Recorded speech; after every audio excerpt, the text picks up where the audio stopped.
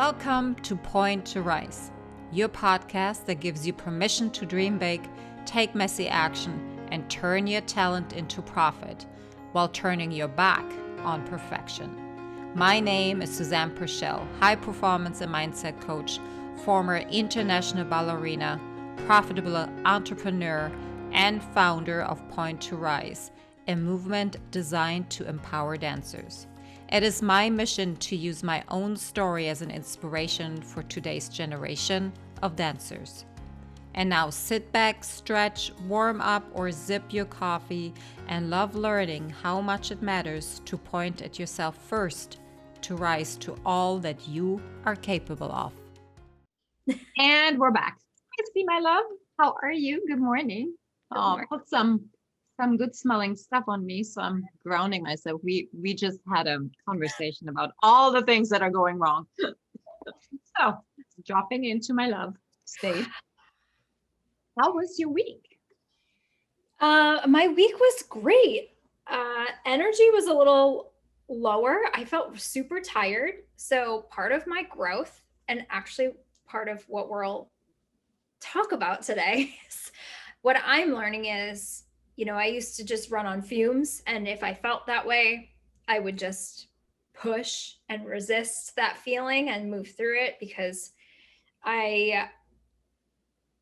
for myself, I had the story that I would tell myself I was lazy if I needed a nap, or if I needed a break, or, I needed to take the foot off the pedal a little bit. So I'm proud of my growth, because a week like last week, I let myself have that allowance. So if I needed an afternoon nap, I took it. If I needed a longer meditation, I took it. If I needed to, I don't know, I basically, I let my day tell me what was right for me. So I'm in a really big rebranding time, and I have a lot of good things in the evolution stage. So while that's on my mind, I also was really in tune to what I could do little bits of the day to move that forward, but listen to what I needed. And last week I really required more rest. I think it was a little bit of coming back from Costa Rica, and a little bit of just, I'm sensitive to energy. So I was feeling a little like I needed more rest. So that's growth for me. And I'm happy to say that, because what we'll talk about today is, I ran like a machine my whole life and had a view of what success required. And it only looked like a grind and lead yourself to exhaustion each day, and you have your knuckles dragging on the floor, and that's when you could pat yourself on the back because you did a good job. And I'm rewriting that story for myself, and last week was pretty evident of that. So I'm proud of myself. I'm proud of you. And it's hard. Yeah. It's hard because you are fighting against your own beliefs. Yeah. That's very strong and very, very well developed at this point. Decades developed at this point. So well done. Yeah. What'd your week look like? Oh man. Do you remember how I said last week we were like in a Porsche and we're driving down the German Autobahn? Yeah. That's every day last week felt like that. I had a really, really wonderful strategy session around Rise Media, and that brought up, oh man, it brought up so many old beliefs in me. It brought up, wow, I can't believe I actually have established people in my life that believe in me. Now it's my turn. Like, I have to do some more believing in myself. I realized that I was actually asked to write down my biggest fears. Okay. And by doing so, I'm like, wow, I've never done that. I'm just like, I'm afraid of everything. Like, this feels scary, and this feels scary, and this feels scary. So I'm just not going to put a label on it. I'm not going to look at the fear for what it is. I am just trying to push through it and to make myself get to the other side of that feeling of fear. And for the first time, I was actually guided through a well, that's a really hard word for a German girl, visualization, um, to locate where that fear sits. Huh? Like my fear of failure, where does it sit? How can I move through it? What kind of shape does it have? What color does it have? And that was so eye-opening for me because for so many years I have given my fear the wheel, the yeah, what do you call it? The Mm-hmm. steering Yeah. wheel. Yeah. And with actually speaking out loud your fear, putting words into it, labeling it, finding it where it sits, coloring, making it a thing that actually truly exists, tangible, it also gives you the power to remove it. And Mm. I'm not saying that it's like gone, but it definitely feels so much lighter. It is amazing. So, I love that you said steering wheel because a visualization that I use that I heard is to actually like either a fear or your ego or something. If you make it have a form, like you visualize what it looks like, and mine didn't look like a person, it looks like a little blob. And they were at the steering wheel, and it was to tell that whatever fear or ego or whatever to thank you for driving me. Thank you for steering me all these years. You are no longer the driver. I'm in the driver's seat. Get in the back, buckle up, and shut up. You're going to come with me because I know that you're going to be here, especially if it's the ego. So for me, I was doing it with the ego. So it's never going to go away. But you're in the back. You don't get to direct me. You don't get to backseat drive and tell me the directions. You shut up, buckle up, and I'm driving. And it's really powerful when you can like really visualize it and visualize that happening too. So that just sparked me to add that when you yeah, said steering thank you. But wheel. it's so evident that we're giving so much of our own power like, away to all of these outside things. And the more and more I learn about that, the more I understand that, holy shitballs, if I would have had all of this knowledge in my earlier years, and I'm not saying that maybe I wouldn't have been receptive, but if that would have been something to be explained even in a training, Mm. as becoming a dancer, then what would that have looked like if I wouldn't have danced in my head, but with my heart? Good Lord. So today we are actually going to talk about 3 things that are not really put onto a pedestal when it comes to be successful. However, particularly in the world of dance and ballet, but from both of our entrepreneurial journeys, if you don't have these 3 things, you're not going to make it.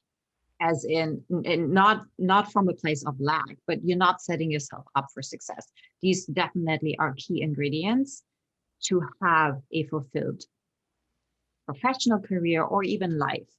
And I want to also make sure that we're touching a little bit on what we've spoken earlier, that when we hear about success or making it, what the belief actually is and how much we forgive successful, and yet again I'm putting air quotes on here, people for their wrongdoings, where all of this could actually be changed in a matter of minutes. So I want to start. The first ingredients in your success punch is start with consistency. Okay. When we're talking about consistency, I'm not only talking about consistency in showing up in the studio or showing up, when you have to go to a rehearsal or doing your class every day or keeping your body in shape. I'm talking about consistency as in nurturing yourself, who you want to become, who you're hanging out with, where are your boundaries, and really stay within those boundaries. That for me actually has more weight than showing up in the studio. That showing up in the studio will become so much easier once all of the other stuff is actually in place, because then you wake up in the morning and you're you're happy. You can't wait. It won't feel heavy. You won't be afraid. You won't be doubting yourself. If you are consistent with pouring into yourself first, then all the other stuff will become so much easier. Yeah. Yes, I totally agree.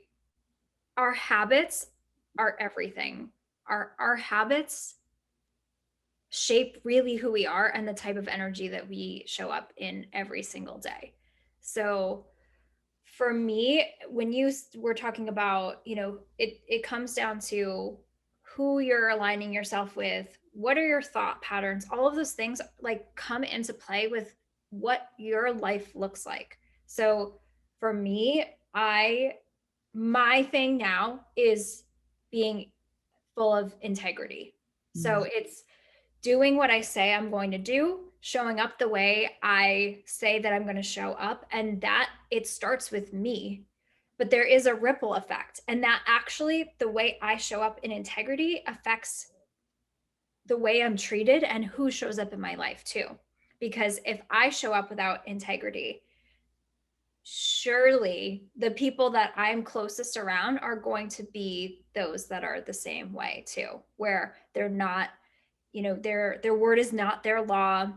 They're not people that you could really depend on if they say something that it's going to happen or be there for you. And so for me, that was one of the biggest breakthroughs, was I realized that a lot of the way my life looked was a result of who I was surrounding myself with, because naturally that energy rubs off. There's a reason why you're around those people and you're going to naturally act like them. So for me, it was first my consistency when I first started just diving into who I was to show up as a better quality of person. And I realized that it just was something that I wasn't even conscious of, because everybody that I seemed to be around was all acting like the same, there was gossip, there was complaining, there was all the things. And that was something I was really consistent at.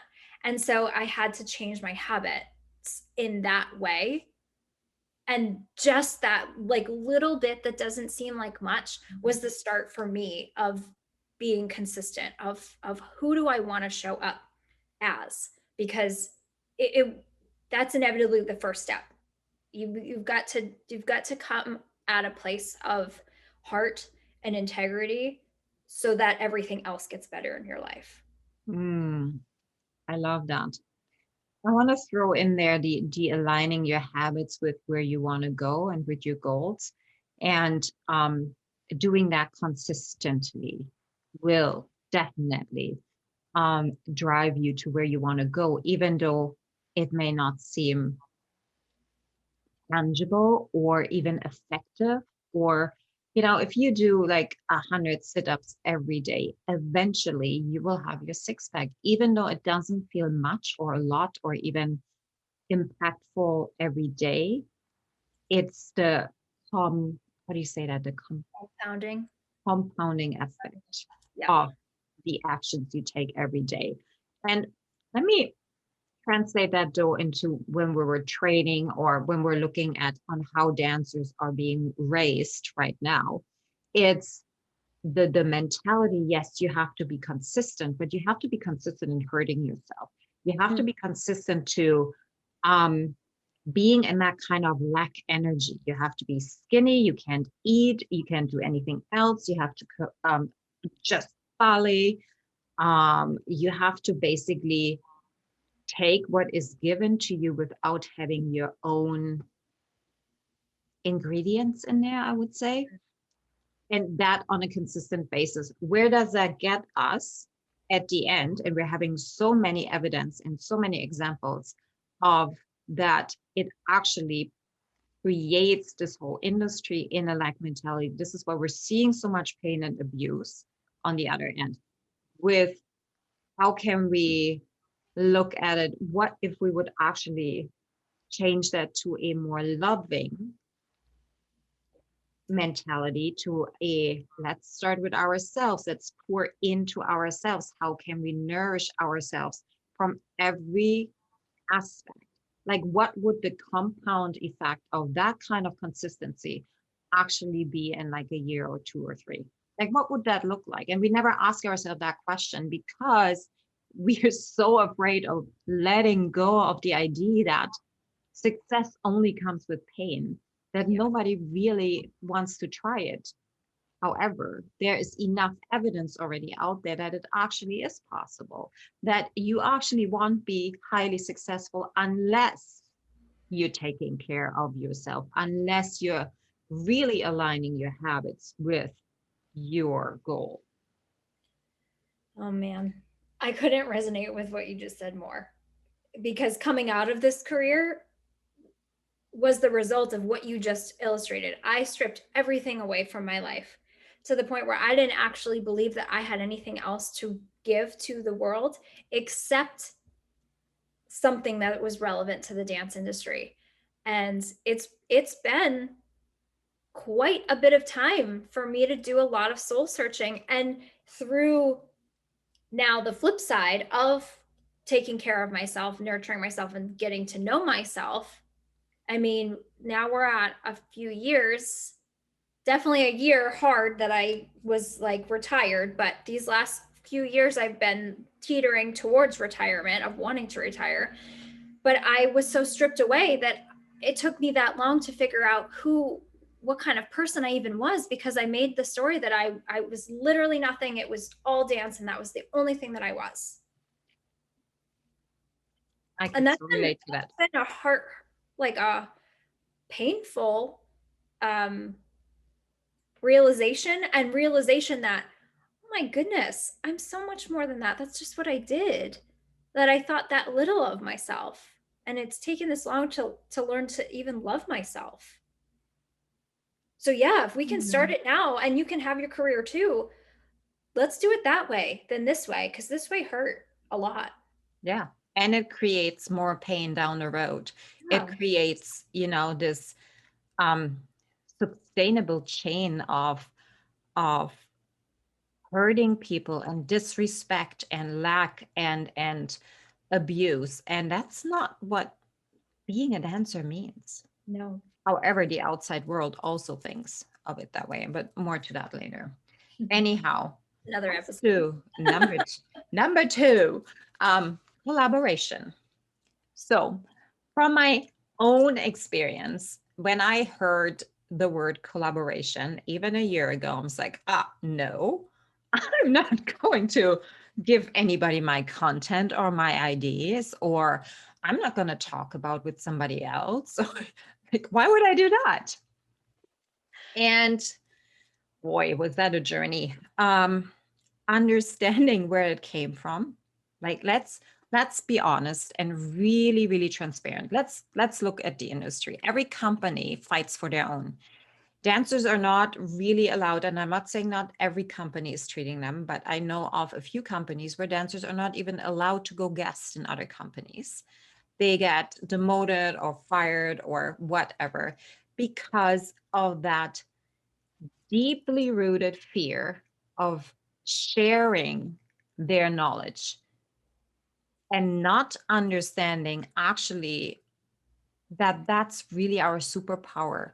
Like, we don't need to know everything. We don't need to be standing on our own feet at all times. Like, we are allowed to go and collaborate and ask questions with everybody. That's actually a power. That means you being authentic. And I'm now all about that. Mm-hmm. Honestly, I don't even want to do anything alone by myself anymore, because that's not me anymore. Yeah. And I had to really understand, is that coming because I don't believe in myself, or have I actually seen that, oh, it's much more fun with somebody else. You create something so much more interesting when you collaborate with people. So that's definitely something that we see in the entrepreneurial world. Like, let's look at Tony Robbins and Dean Graziosi. They collaborate with so many people all the time. Tony Robbins, he leads 33, 34 companies. Well, he's not going to be able to do that by himself. He needs to collaborate with people. And we're taking these these people as like unreachable, or, they did it this way because they had this money, and they, no, that's bullshit. They started somewhere too. And the only way they got there was because of their mindset and their ability to actually step outside of those old beliefs and see what other ways are there. How can I tap into this person? How can I learn from this person? And how can I help them grow? And I think that is really where we're so stuck in the arts. We're so afraid because everybody is fighting for the same donors. Everybody's fighting for the same, I don't know, choreographers, and if everybody would just open up their arms and ask the question, what would love do? Things would look totally different. And that is my rant on collaboration. Yes, I love that. And it's a word that you haven't said yet, but that's exactly what you're describing. Is it's so competitive, and everybody is used to competing against one another. The collaboration isn't even in the vocabulary, because competition is the main thing. That's what I experienced. And it didn't, from my experience in my professional career, and even before that, the environment that I was always in and the energy that was always around me was that we were always competing against one another. Even when, this is my experience anyway, even when we were all already hired and in the same show, there was still that air of competing against one another. And so, yes. So I was just always in that energy that everybody's always a competition. So there was not even, I had the visors up. There wasn't even a concept of collaborating. And so I just got used to I thought it was thick skin, but really it was just like a barrier of protection mode to not get hurt, and just like, fine, it's solo time. It's me and nobody else. And that's how I regarded all of it, because I can tell you there was very few people, there were some, but they were very few in the 15 years that I performed professionally, where I was like really, really, really just like awesome friends with people. And there was like no air of us competing against one another. Like that was very, very few and far between in my experience. So it feels good to be on the other side, to realize that the betterment of me doesn't take away from somebody else, that we all can have it. Like there's enough for everyone. And I never felt that way in my experience. I never felt like there was enough love, energy, recognition, whatever I was striving for everyone. And so we all had to fight for it. And so that's the energy difference that I was in, when I realized like we can all be abundant. We can all be full of love. We can all be joyful. And I really, really believe, even in the industry, the way it looks right now, whatever industry, but specifically the performing arts industry, I believe that if just some people start this mindset and come in with this energy, that it can be a ripple effect. Like I believe that there can be an energy shift, but it's got to be, whoever loves to listen to this podcast, you're one of those people, because you wouldn't be listening to this podcast. You certainly wouldn't be listening to my episodes with her if you didn't like resonate at all. So if this resonates with you and you guys actually listen to this, you guys are the ones that can start that light and that ripple effect, and know that like collaborating can just bring more love to everyone and more joy. And it doesn't have to always be about competition. It doesn't have to be about getting ahead. What could you guys create together? That's my rant. My rant is over. I love it. It's that, it really resonated with me when you said the energy, the competitive energy. There's nothing there. There can be good competition, it can be something that's cute or seen as encouragement when it's done right. But from both our experience, the competition that is in the world or has been was destructive and came from a place of lack. Exactly as you said, there isn't enough for everybody. But not everybody wants the same. not even in the companies, not even with, where everybody is at. And that's why knowing what you want is really, really important. So you don't just take on what, Barbara next to you wants, but you have your own want and you go get that. And that will happen by actually really starting to work on yourself. And yet again, everything starts with you. Yeah. Over and over again.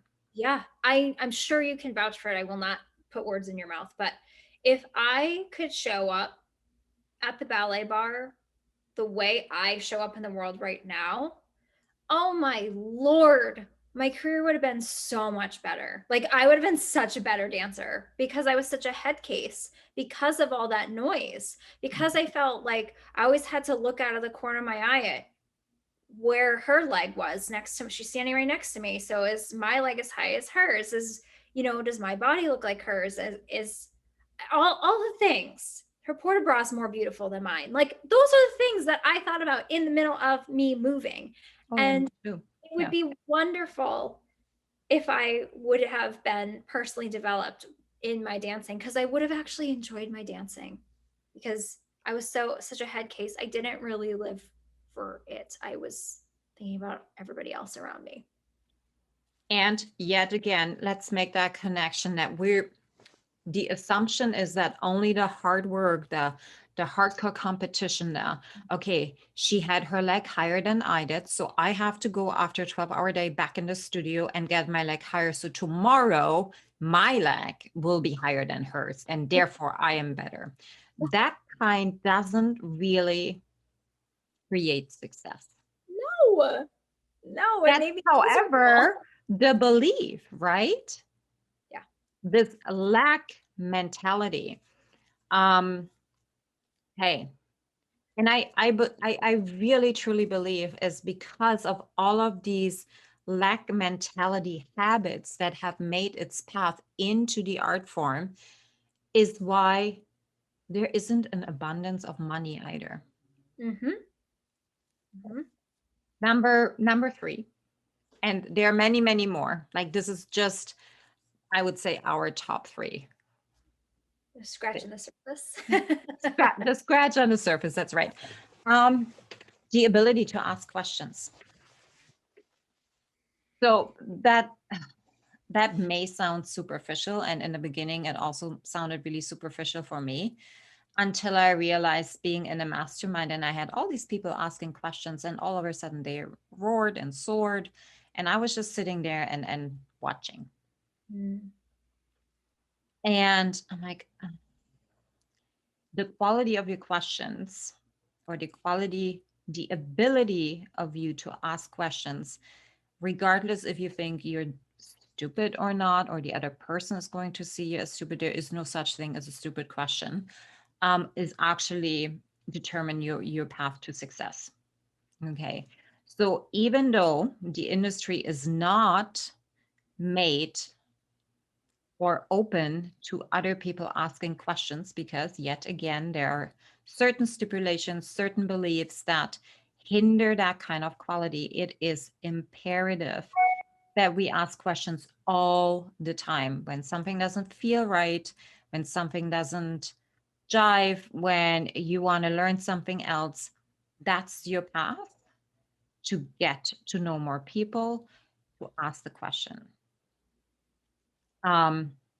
It is one of my biggest opportunities to ask for help and to ask more questions, for sure.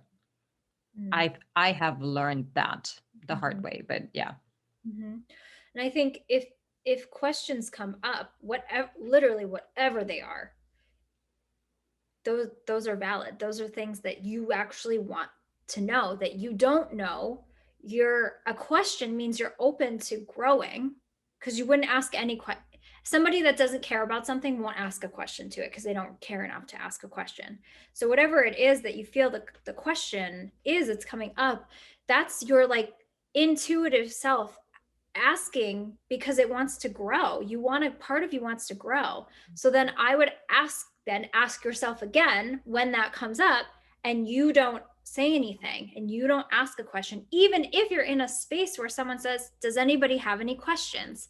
There are a lot of times when I've been in situations like that, it's been open and invited to ask questions. I have had one and not asked for fear of judgment of other people or the person that I was asking the question, whatever it was. So when they pop up, regardless of if it's invited or not, if that means that that's something in you that really cares, and then you don't ask, reflect, why? What stopped you? What stopped you from asking that question? Because I guarantee that is not the only time that restriction comes up for you. That might be a reason that you stop yourself from doing a lot of other things. And this is why personal development is so fun, because it gets so deep. But that might be something that shows up in a lot of different areas. And that's the first step, is just discovering why you do what you do. So if you have a story about asking questions and why you don't want to, it's easier when it happens in the moment. So the next time you're in the moment and that happens, just have that awareness button that flips on and see what comes up. Oh, love it. No, but it's the truth, right? Because we have so many stories attached to that. Yeah. So let's tie our little bow here. You may ask yourself, what does that have to do with money? Well, it has everything to do with money, because when we're looking, and bear with me, this is going to be a bit of a longer explanation. When we're looking at the conventional way of the assumption that we have in our head on how to make money, I got to work hard, I need to trade time for money. Somebody else is setting my salary, and that's what it is. If we are not consistent with our self-development, with us taking care of ourselves, regardless in what kind of environment we are, if we're not collaborating with others, or are capable and have mastered somewhere the art of asking questions, like, I'm still making $35,000 a year after 20 years in the industry. If you're not having the awareness, the consistency, and the the guts to ask the question, why is that?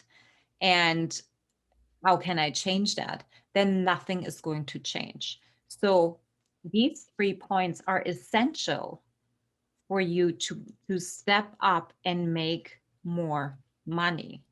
Even though you may think, an artist, you don't need to make money. We have talked about this 100 times, and I'm going to say it again.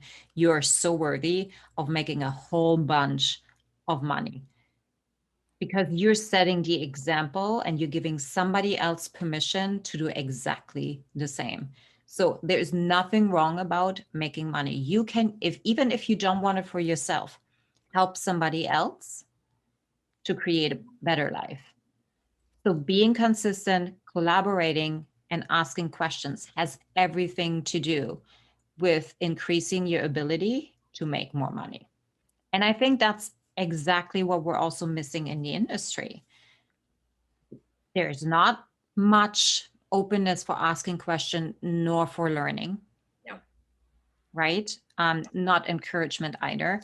There, collaboration, well, I don't know. I just, it's very rare. You have to 100x it before you will see the fruits. Yeah. And when we're talking about consistency, we're consistent in the industry around all the habits that have been in place for the past 30 years. And we're seeing those compound effects. And the consistency needs to look differently. We're consistent in a way that is actually hurting the industry. It is hurting the people that are in it. This is why we're speaking about this all the time. So yeah, I think we've got that. Do you have anything to add?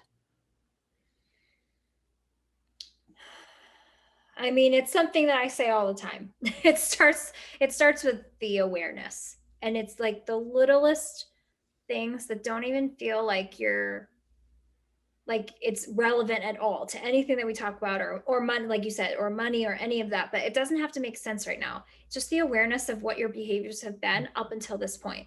Because literally and this was a hard thing for me to swallow.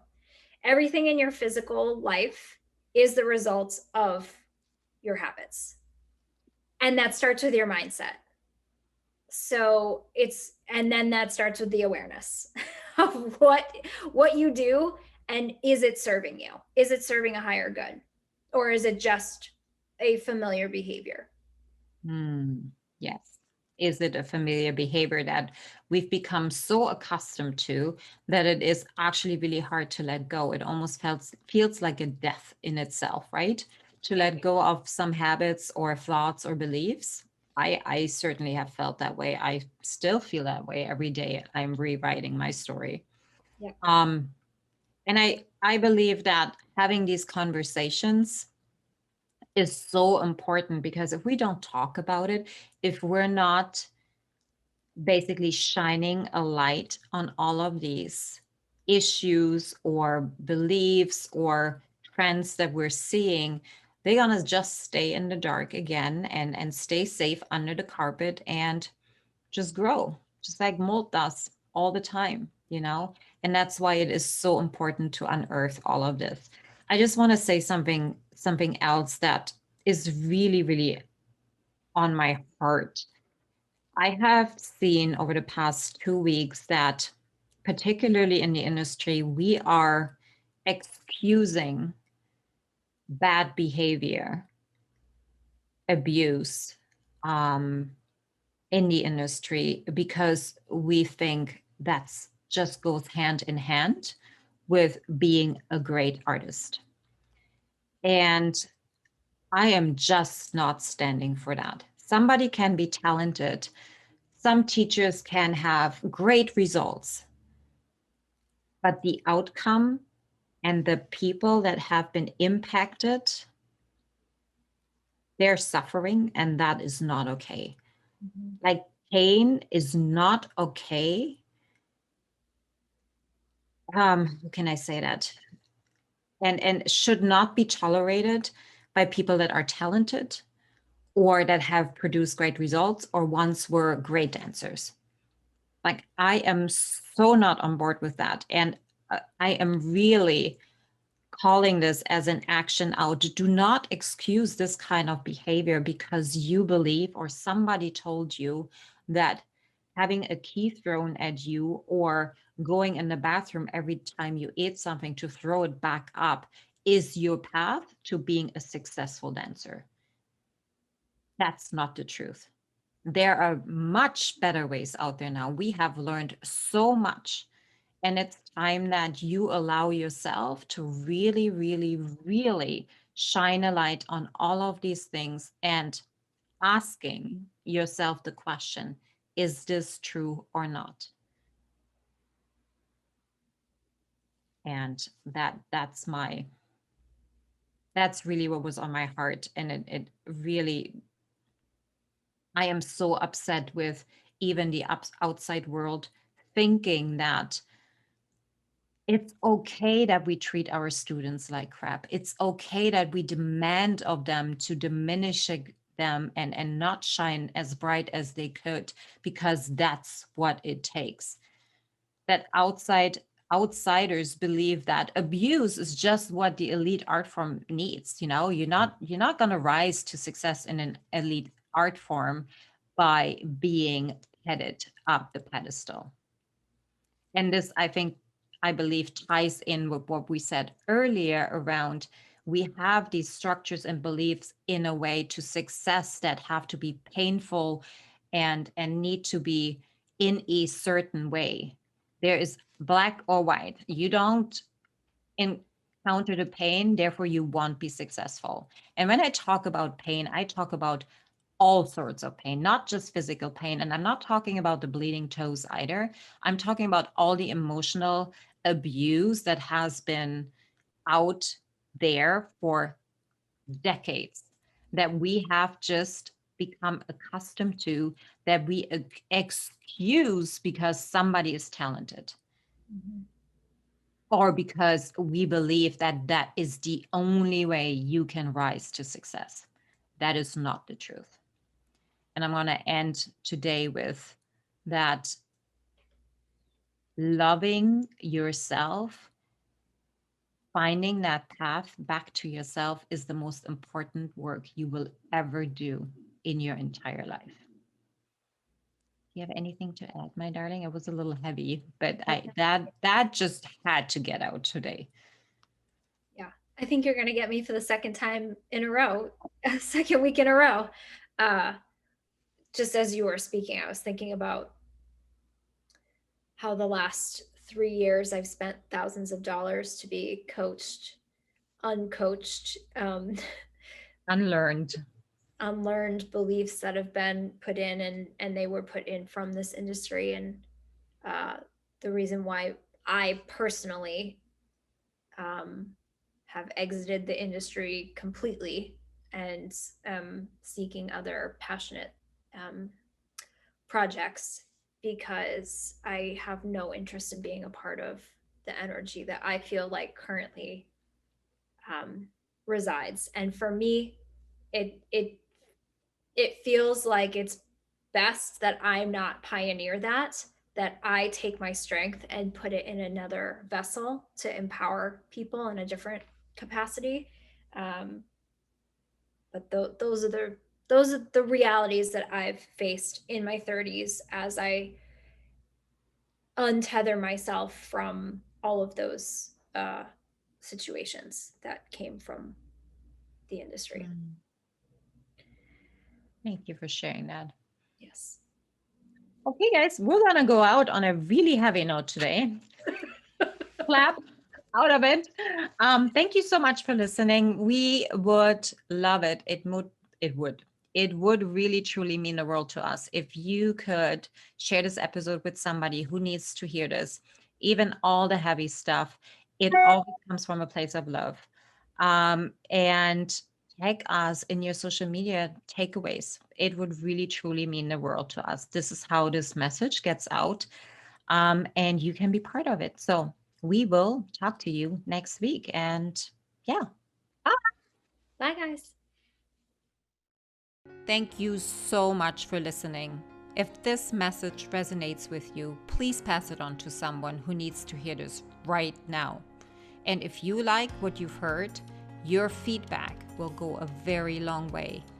If you just take 30 seconds and leave me a 5-star review, that would mean the world to me. Till next time, point at yourself to rise to all that you are capable of.